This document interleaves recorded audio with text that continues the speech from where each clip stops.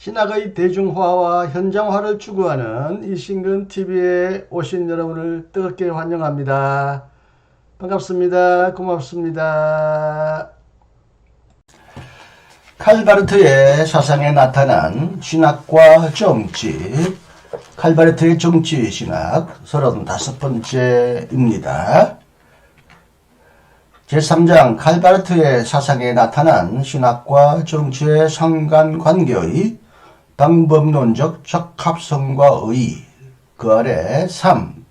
바르트의 사상에 나타난 신학과 정치의 상관관계의 사회이론적 관점들.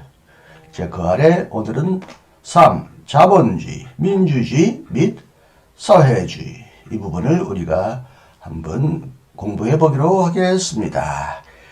이 절에서 우리는 정치적 목표에 관한 현대의 사회이론적 논쟁 내의 바르트의 위치, 즉 자본주의, 민주주의 및 사회주의에 대한 그의 이해를 짤막하게 설명하고자 한다. 1. 바르트의 자본주의 이해. 먼저 지적되어야 할 점은 바르트가 1911년 이래 그의 자본주의 이해를 본질적으로 계속 붙들고 나갔다, 고수했다라는 사실이다. 그의 논문 예수 그리스도와 사회운동에서 표명된 자본주의 비판은 교회교약 3권의 4, 1951년 출판, 여기에서 전개된 자본주의 비판과 원칙적으로 구분되지 않는다. 다시 말하면 바르트는 일평생 동안 서구에서 오늘날 지배하고 있는 경제 질서, 즉 자본주의 질서를 말합니다. 불의하고 비사회적인 것으로 생각하고 배격했다.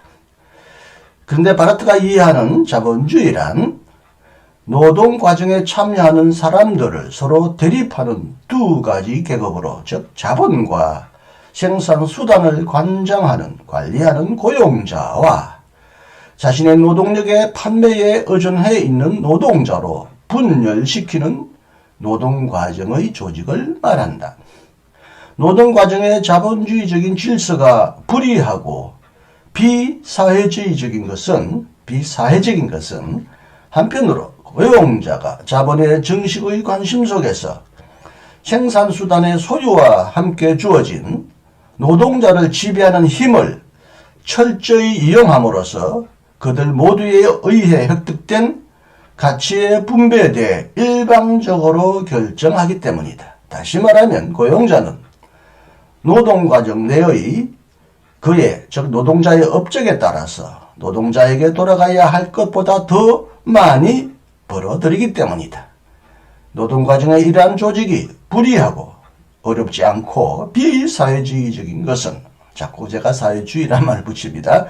불의하고 비사회적인 것은, 사회적인 이유는 다른 한편으로 여기서 인간이 다른 인간들을 그의 사적, 개인적인 목표 설정의 도구로 만드는 것을 제거하기 때문이고, 인간의 이기주의에 호소하고 만인 대 만인의 투쟁, 여기서 고용자 대 고용자의 투쟁, 고용자 대 노동자의 투쟁, 노동자 대 노동자의 투쟁, 이런 만인 대 만인의 투쟁을 불러일으키기 때문이다. 그러나 고용자, 원래는 사용자라고 그러죠. 고용자와 노동자가 노동 과정에서 각자가 차지하는 위치에 따라서 자본을 섬김으로써 그들은 그들의 인간성을 위태롭게 만든다. 그러므로 자본주의 극복은 정치 행동의 과제가 된다. 바르트가 자본주의 분석을 현존하는 사회의 부정적 경향성에 대한 그의 비판의 핵심에 놓았다면, 그는 여기서 분명히 사회주의적 노동자 운동의 자본주의 비판만이 아니라 더 나아가서 칼 마르크스의 자본주의 비판과도 합류했다고 볼 수 있다. 그렇지만 우리는 그를 엄격한 의미에서 마르크스의 자본주의 이론의 대변자라고 부를 수는 없다. 오히려 그는 분명히 마르크스주의적인 요소도 가미되어 있는 이론적으로 발전된 자본주의 비판의 맥락에 속해 있다. 2. 바르트의 민주주의 이해. 자펜빌 시절 1911년부터 1921년에 바르트는 사회주의를 결정적으로 자본주의의 긍정적인 대안으로 이해했다. 이러한 대립 때문에 민주주의의 적합성과 역할에 대한 질문은 대체로 그의 정치적 관심 밖에 머물러 있었다. 그렇지만 1921년에 그가 독일로 이주하게 되면서 독일로 교수로 부임하면서 그의 정치적 관심은 조금씩 매우 분명하게 변화되어 갔다. 아직도 폭넓게 민주주의 이전의 단계에 머물러 있는 독일인의 사고와 행동, 특히 독일 지식인들의 사고와 행동과 대면하게 되자 바르트는 점차로 민주주의적 의식의 가치와 민주주의적 기능을 갖는 공동생활의 장점을 더 많이 인식하게 되었다. 그리하여 1930년대와 1940년대에 민주주의 개념은 사회주의 개념 대신에 사회정치적 중심 개념의 위치를 띠게 되었다. 같은 시기에 그는 이 개념을 이론적으로 더 정확히 설명하려고 애썼다. 후기 바르트가 민주주의라고 부른 것은 지배자와 피지배자의 적대주의, 즉 정치적 부자유의 현상이 극복되어 있는 그러한 국가와 사회의 질서를 말한다. 사회의 결정 과정에 대한 능동적 참여는 모든 시민의 정치적 자유를 보장한다. 표결, 투표, 표결 속에서 인식될 수 있는 시민의 합의는 시민들 간의 평화를 지킨다. 이렇게 하여 국가와 사회의 민주주의적인 질서는 인간에 의한 인간의 도구화와 억압만이 아니라 만인 대 만인의 투쟁의 지배, 우울한 지배까지도 제거한다. 그러므로 민주주의에 속하는 것으로는 1. 모든 시민의 평등성이 있다. 이것은 경제 영역에서도 보장되어야 한다. 민주주의는 사회적, 경제적 민주주의를 포함하고 있다. 2. 민주주의는 그 성향에 따라서 직접적인 민주주의여야 한다. 대의적인 민주주의는 대의기관이 시민의 정치적인 자결권을 제한할 위험에 빠진다. 따라서 정당 민주주의도 문제가 있다고 말해야 한다. 이러한 성찰에 미뤄볼 때 바르트는 많은 점에서 일종의 기초민주주의, 바시스 데모크라티, 바닥민주주의와 유사한 민주주의 표상을 가지고 있다. 물론 여기에는 그의 스위스 경험이 많은 영향을 미치고 있다. 만약 우리가 바르트의 민주주의 이해를 사회이론의 대열 안에 포함하려고 한다면 정작 그 루소의 민주주의 이론을 기억하는 것이 적합할 것이다.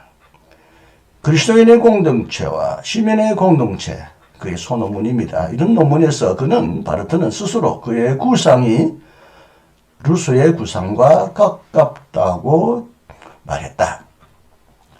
특히 그의 저서 두 콘트라 소치알 우 프린키페스 두 드로잇 폴리티크 1762년에 이건 루소의 저서입니다. 아마 사회개혁, 사회개혁하는 정치적인 원리에 관한 사회개혁, 루소의 사회개혁론입니다. 이 책에서 루소의 민주주의적인 공동생활의 모델은 모든 사회개혁론과 마찬가지로 지배의 정당성의 문제를 다루고 있다.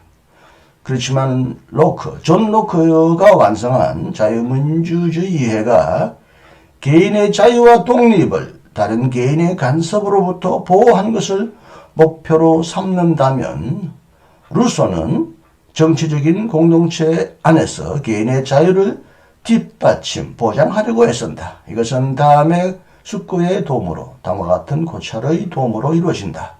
모든 사회 구성원은 공동체의 참여자로서 함께 법률을 제정하는 시민, 즉 주권자다.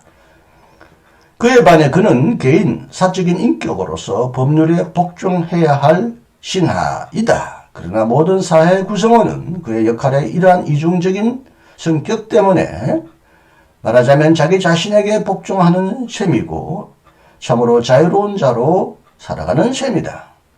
정치적 지배는 지배자와 피지배자의 동일성에 의해 정당화된다. 주권자와 신하의 복종적 동일성 때문에 루소는 이제 민주주의가 법률의 지배라고 말하기에 이른다. 그렇지만 그는 법률의 정당성을 측정하는 내용적인 잣대를 제시한다. 법률은 사회 모든 구성원에 의해 그리고 그들 모두를 위해 즉 그들 모두의 이익에 맞게 제정되어야 한다.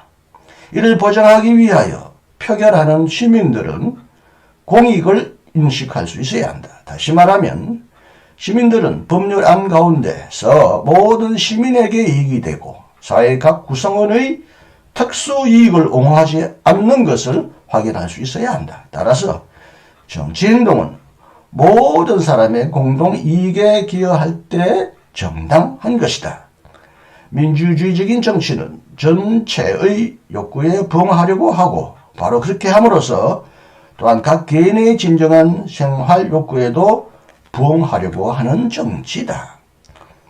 물론 루소가 계획한 구상한 민주주의적 공동생활의 모델이 기능할 수 있기 위해서는 일련의 전제 조건이 충족되어야 한다. 1. 루소에 따르면 사회 안에는 가급적 폭넓은 소유의 평등이 지배해야 한다. 만약 그렇지 못한다면 공익 대신에 특수이해가 대변되고 그래서 공동체가 파괴되는 위험이 닥치기 때문이다. 바로 이런 이유에서 루소는 사회 내의 특수한 결사들, 정당들 및 단체들에 대해서도 매우 회의적인 태도를 보인다. 이런 단체들은 특수이익의 관철을 촉진하는 경향성을 띠고 있다. 3. 엄밀히 생각하면 민주주의는 오직 살펴볼 수 있는, 관찰할 수 있는 작은 공동체 안에서만 실현될 수 있다. 오직 이 속에서만 통치행위, 즉 관리와 판결, 결정이 직접적으로 국민의회, 국회를 통해 실행될 수 있다. 만약 이런 조건들이 고려된다면 더 정확히 설명될 수 있다. 민주주의란 루소에 따르면 국민 주권 위에 기초한 공동체의 통치 형체인데 여기서 국민의회와 국회와 정부, 즉 입법부와 행정부는 합치된다. 하나가 된다. 순수한 민주주의는 결국 통치 없는 통치일 것이다. 그렇지만 순수한 민주주의는 실현될 수 없다는 것이 루소의 생각이다. 순수한 민주주의는 단지 수정되고 약화된 형태로만 실현될 수 있을 뿐이다. 더욱이 한편으로 루소는 지역별로 국민의회를 통해 선택되고 확고한 위임을 받고서 국회로 보냄을 받는 국민 대표자의 구상으로 되돌아간다. 다른 한편으로 그는 국민 주권의 유용성에 대한 관심 속에서 입법 권한이 항상 국민 투표를 통해 행사되는 반면 행정 권한은 수임단체, 즉 관청에 위임될 수 있는 방식으로 국민의회와 정부의 기능을 분담하는 것을 받아들인다. 끝으로 이러한 민주주의 이해는 스위스의 민주주의 구상에 뿌리를 내리고 있는 국민결정과 통치행위의 상관관계와 분명히 유사하다.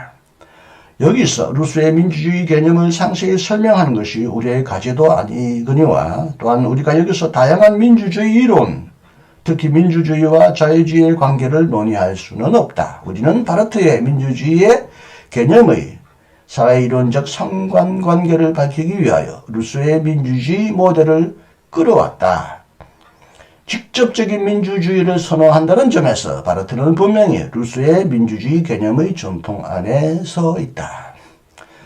물론 이것은 바르트가 루소의 정치 철학 전체를 수행했다는 사실을 뜻하는 것은 아니다. 그는 민주주의를 사회 계약으로부터 뒷받침하는 것을 받아들이지 않았으며 오히려 바르트는 하나님의 사회성에 상응하는 인간의 사회성으로부터 그의 사회 개념을 발전시켰다.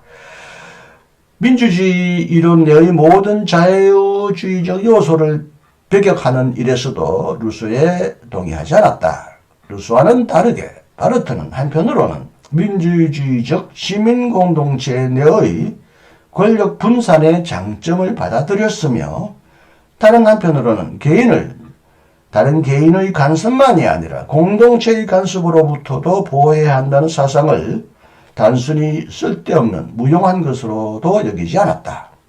시민공동체는 사회의 정치적, 경제적 차원을 조직화하지만 인간의 인격적, 지성적, 종교적, 세계관적 실존 영역을 정치적으로 규정하지는 않는다.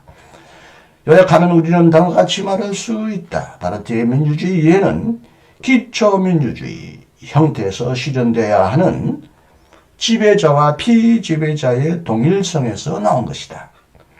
각 개인의 실제적 자유를 보장하려는 민주주의의 기본 의도를 보장하기 위해서는 민주주의는 자유주의적인 요소를 필요로 한다. 그것은 시민공동체의 자기 통제를 가능하게 하는 권력 분산의 요소와 각 인간이 자신의 인격적 영역을 스스로 결정하도록 보장하는 요소다. 3. 바르트의 사회주의 이해. 초기 바르트의 사회주의 이해에는 세 가지 시기가 구분될 수 있다. 초기 자펜빌 시절에 바르트는 사회주의를 정치운동, 즉 자본주의적인 경제 질서의 긍정적인 대안으로 이해했다. 그리고 조금 후에 바르트는 철저한 사회주의로 넘어가면서 사회주의적인 미래 기대를 하나님에 관한 신학적 진술과 직접적으로 연결하려고 하였다. 그는 바로 이 연결을 통해 하나님의 개념을 재정립하고 또 그래서 자신의 신학을 완성하는 일에 첫 발길을 내디딤으로써 특히 로마서 주석제의 이입한 이후로 사회주의는 다시 받아들여졌고 거기에 최종적으로 정착되었다. 사회주의는 정치 실천의 세계 내적, 상대적 목표로 규정되었다. 후기 바르트에게 사회주의 개념은 민주주의 개념과의 상관관계 속에서 사용되었다. 사회주의란 민주주의를 사회의 경제 분야에 적용하는 것, 즉 노동과정을 민주주의에 상응하게 형성하는 것을 의미한다. 그러므로 바르트에 따르면 사회주의가 의도하는 것은 1. 사회의 공익, 즉 인간의 진정한 욕구를 지향하고 개인이나 단체의 사적인 이익과 특수한 이익을 지향하지 않는 사회 질서다. 전체 노동과정이 섬겨야 할 목표는 인간이지 재산과 그 재산의 증식이 아니다. 사회주의가 의도하는 것은 2. 노동자의 품위와 자유를 지향하는 노동과정의 조직이다. 이러한 조직은 모든 노동자들에 의한 노동 목적의 공동 설정을 통해 노동의 자율 결정을 가능하게 한다. 사회주의가 의도하는 것은 3. 노동자의 연대성의 원리를 통해서만이 아니라 노동자와 더 이상 노동 과정에 참여하지 않거나 참여할 수 없는 자의 연대성의 원리를 통해서도 노동자들 간의 경쟁의 원리를 폐기하는 것이다. 사회주의의 이러한 기본 가치는 바르트의 주장에 따르면 공장의 동지애적, 동지사랑, 동지애적인 자율관리에 근거해 있는 경제 질서의 수립을 포함한다. 경제적 민주주의는 정치적 민주주의를 보완한다. 그래서 사회주의는 바르트에게 경제적 민주주의와 동일한 것이다. 사회주의는 사회의 경제 영역에서도 자유를 포장한다는 것을 의미한다. 사회주의를 이렇게 설명하는 점에서 바르트는 분명히 사회주의 운동의 공동재산이 된 기본 사상의 전통 안에 서 있다. 바르트에게도 사회주의 개념은 자유, 정의 및 연대성을 인간의 노동의 척도로 삼는 경제 질서와 사회 질서의 목표를 나타낸다. 네, 오늘 여기까지 읽어드렸고요. 다음에는 소외 소외의 문제를 조금 길게 다루겠습니다. 그렇게 되면 이제 마지막 장 사 끝맺는 말로 이어지는데 요 끝맺는 말까지 다 함께 다음 시간에 읽어드려서 이 칼바르트의 정치신학에 관한 모든 설명, 단내만의 탁월한 이 저서의 내용을 마무리하기로 하겠습니다. 마지막까지 함께 해주신다면 큰 도움을 받으실 수 있을 것이라고 확신합니다. 안녕히 계십시오. 오늘도 경청해 주셔서 감사하고요. 건강하고 평안하세요. 이신근이었습니다.